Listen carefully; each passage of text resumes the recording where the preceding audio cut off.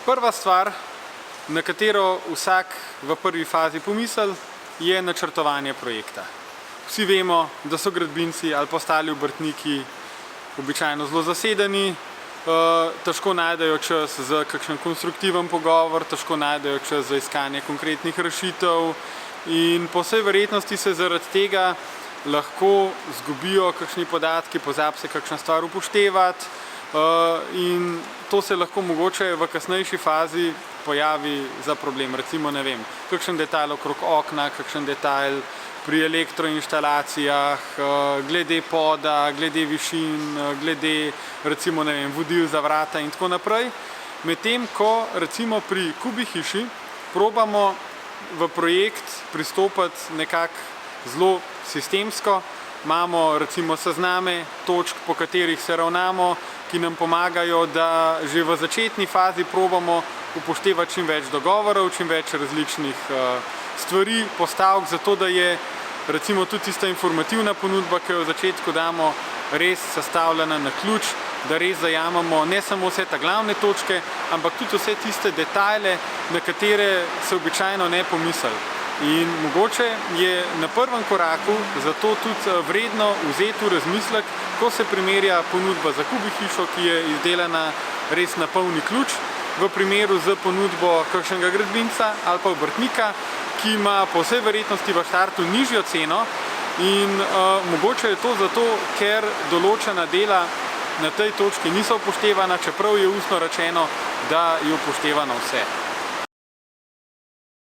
In na tej točki se pojavi tudi en pomislek, kako v bistvu sploh v primeru, da projekt dela gradbinc, uskladiti vse te podizvajalce. Recimo en projekt izolirane hiške na vrtu ali pa pisarne ali pa garaže ali pa kakorkoli lahko zahteva tudi do 15 podizvajalcev. Izvajalca, ki bo delal okna, izvajalca za vrata, izvajalca za notranje omete, za elektroinštalacije, za zunanje fasade, za krovsko-kleparska dela, ne vem, za vodovod, za keramiko, vse te stvari, za klimo recimo, vse to so stvari, ki jih pač je potrebno med sabo uskladiti in ta stvar lahko po eni strani prvič traja, po drugi strani pa se izredno težko uskladi, sploh v primeru, da dela potekajo na terenu, tako kot recimo res pri gradbincih. Druga stran je recimo Kubi modularna hiša, kjer v bistvu vsa ta dela prevzemamo mi, se pravi, mi smo nosilci projekta in več kot polovico vseh komponent izdelamo sami. Se pravi, mi smo tisti, ki izdelamo konstrukcijo, ki izdelamo finalno notranjo steno, ki izdelamo zunanjo fasado, tudi če je omet, tudi če je recimo prefa pločevina, to vse naredi naša ekipa. Mi smo tisti, ki imamo znotraj ekipe elektroinštalaterja, ki upravlja vsa električna dela in imamo kovinarja, s katerim vsak dan sodelujemo, imamo recimo proizvajalca oken in vrat, ki nam dnevno dobavlja vrata in okna, smo z njim navajeni komunicirati, vemo, kaj od njega pričakovati, vemo, kakšne detajle zahteva, a ne. Potem so recimo dela, kot je električno talno gretje, ki ga tudi znamo recimo sami položiti in še različna ostala dela, ki mogoče na začetku ne predstavljajo kakšnega problema, ampak na koncu tekom projekta pa, če je sistemsko zastavljen, modularna hiša se izdeluje po fazah in vsaka faza se izdela točno na ta prav način, točno primerno zaporedje, vsi materiali so v tem primeru že pri nas na zalogi, tako da v bistvu tudi sam flow poteka projekta zelo lepo tekoče teče. Itak so posebnosti, vedno se lahko kaj zatakne, pa kakšen od dobaviteljev mogoče malo zamudi, ampak ne rabimo pa pričakovati kakšnih večjih zapletov, kot recimo, ne vem, da najdemo izvajalca za elektroinštalacije, s katerim se prvič vidimo, prvič srečamo, recimo v primeru gradbinca pa del na terenu, a ne, in bo mogoče svoje delo opravil neprofesionalno ali pa bo zamujal z deli 2 meseca in zaradi njega mogoče ne moremo noter zaključiti objekta in te stvari recimo lahko na dolgi rok predstavljajo pač tudi določeno bolečino.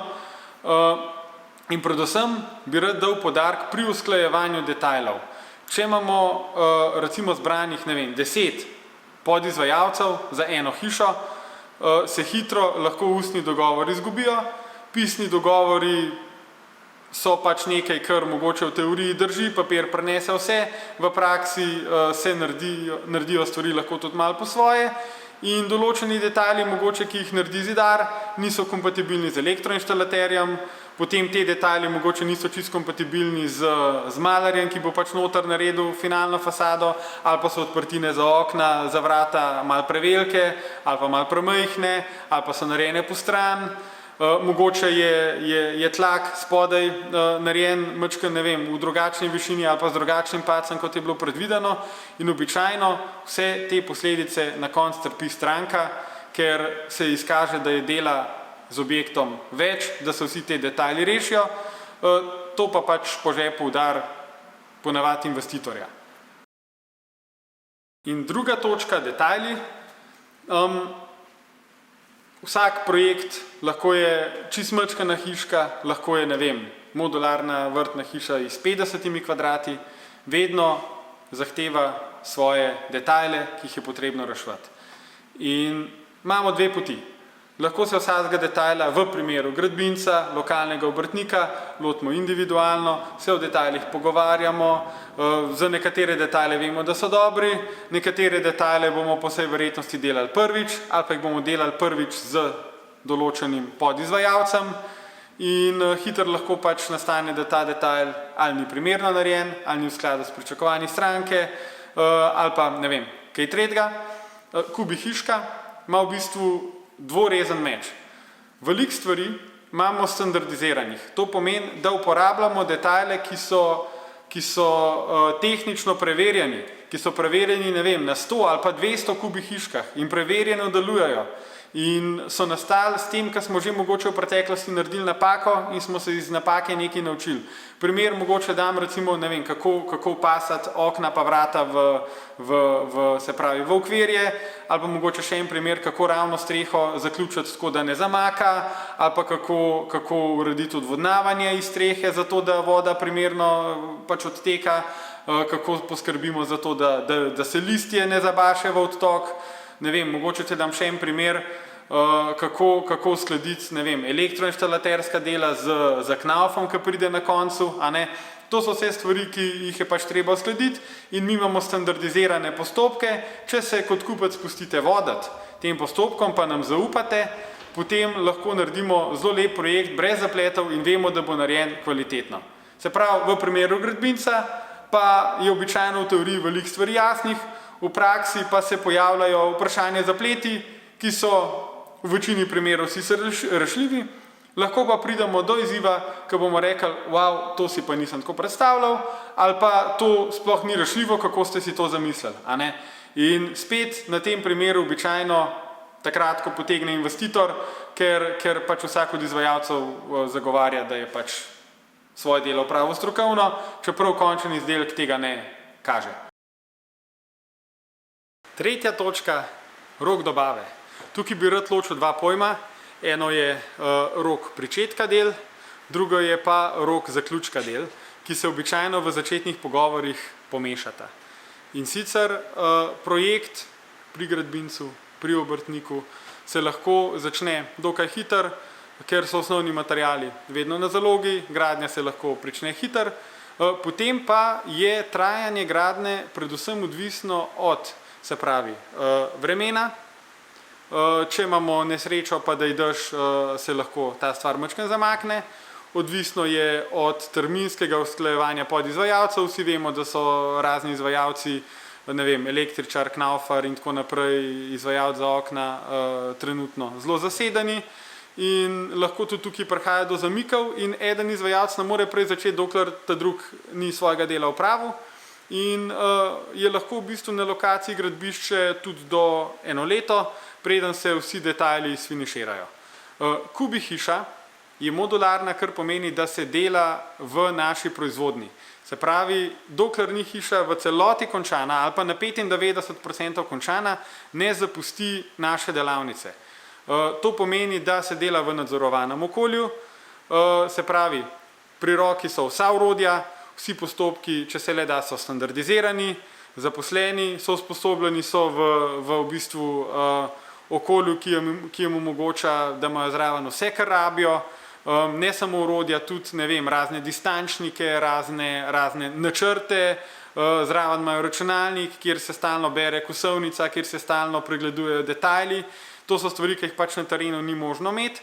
In ker več kot polovico del pri izolirani kubi hiši naredimo sami, lahko tudi postopek poteka brez zapletov, ker gre hiša v proizvodno linijo šele takrat, ko imamo v skladišču vse potrebne sestavne dele. In takrat, ko hiša pride v linijo, je zelo malo možnosti, da se pozabijo detajli, je zelo malo možnosti, da se kaj naredi drugače, seveda pride do specifike, tudi mi smo ljudje, a ne, nočem zagovarjati popolnosti, ampak je pa možnost za nastanek nepredvidenih stvari bistveno manjši in na lokacijo pridemo z že narejeno hišo in če ni posebnosti, je objekt v enem dnevu na terenu končan. Torej tudi vi kot stranka, kot investitor ne rabite na terenu recimo spremljati gradnje en teden ali pa 2 tedna, ne rabite iz službe hoditi recimo v dopoldanskem času na sestanke, na dogovore. Ta stvar, tako kot sem rekel, lahko traja tudi do 1 leta, lahko je mučno. Vsi tisti, ki ste v kratkem zgradili mogoče vašo stanovanjsko hišo, veste, kako to poteka, veste, da je to stvar, ki zahteva veliko odrekanja. V primeru kubi hiše pa je vaša naloga, da se odrečete recimo enem dopoldnevu, toliko, da nas sprejmete takrat, ko hišo v celoti končano pripeljamo. 4. točka. Kakovost.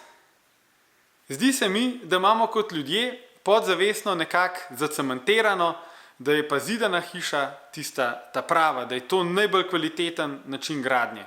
In jaz mislim, da je to tudi res. Zato, ker nam daje tisto občutek varnosti, zidana hiša je kombinacija opeke, betona, sneg je ne more uničiti, veter je ne more uničiti, vsi zunanji dejavniki so nekako izolirani od notranjosti hiše in zaradi tega se mi zdi, da zidana hiša je tisti sinonim za trdnost.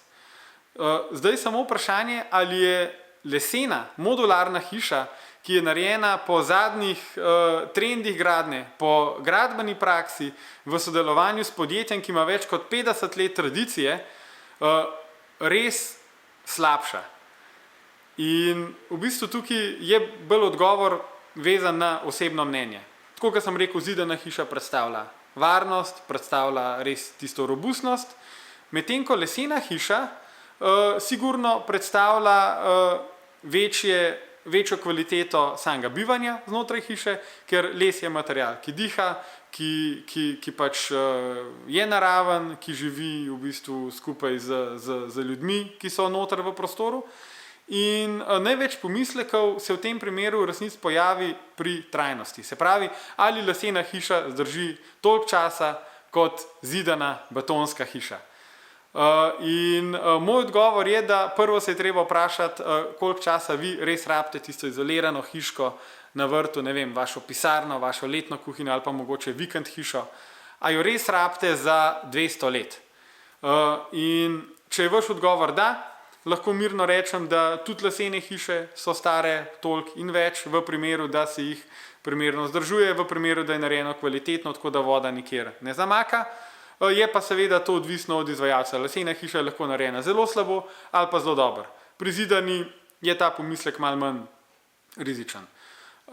In če iščete gradnjo, ki pa v našem realnem življenju rab zdržati nekje od 30 do 50 ali pa 60, 70 let, sta obe dve opciji zelo dobri.